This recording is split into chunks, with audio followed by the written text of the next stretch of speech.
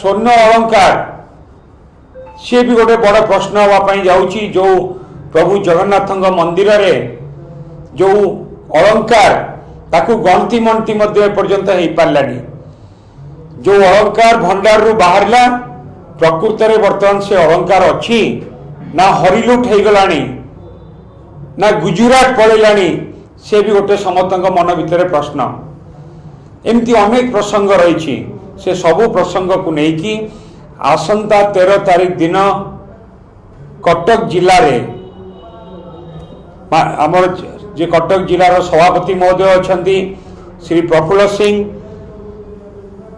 Cuttack municipal corporation mayor Subhash भाई अच्छा, सुभाष भाई म्युनिसिपल एरिया रे से कार्यक्रम होउची एवं कटक जिलार प्रत्येक निर्वाचन मंडली जो माने मान्यवर विधायक बा जो माने निर्वाचन मंडली लीडर अच्छा सेमान नेतृत्व में बिजु जनता दल युव छात्र महिला माइनॉरिटी समस्त को लेकिन आसंता 13 तारीख दिन सकाल 10टा बेले कलेक्टर ऑफिस घेराव कर यार प्रतिवाद रे एवं जे पर्यंत लोक मानू न्याय न मिली बिजु जनता दल तरफ ये आंदोलन चालू रहिबो एवं कटक जिले में ये आंदोलन आउरी अधिक रु अधिक तीव्रतर हम।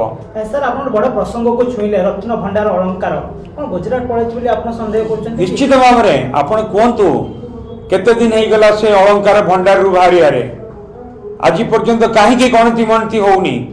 आपण जानिचंती जेतेबेले कोनोसी गोटे जिंस सीज हुए बा कोनोसी गोटे जिंस जोटा जना न थाए ताकू रिकवरी करा जाए सांगे सांग गणती मणती होइकी ताकू गोटे तार जो मैंने साक्षी को लेकिन गणती मणती हुए।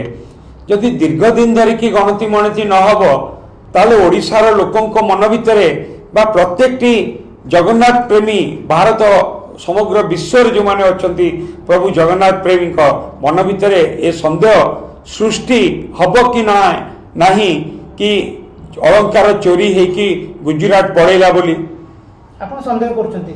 मु संदेह केवल करूनी प्रत्येक जगन्नाथ प्रेमी एथिपाई नहीं कि संदेह करछंती कहीं एते दिन धरिकी गणती मणती हेलानी।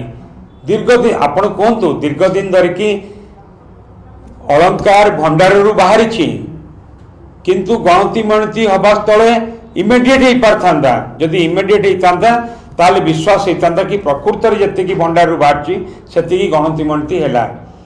एते दिन धरिकी जो गणती मणती नई ताले मझिरे बाट मारण न चोरी न कि किछि अलंकार चोरी है कि गुजरात जाई नथिबो बोली किए कहि परिबो।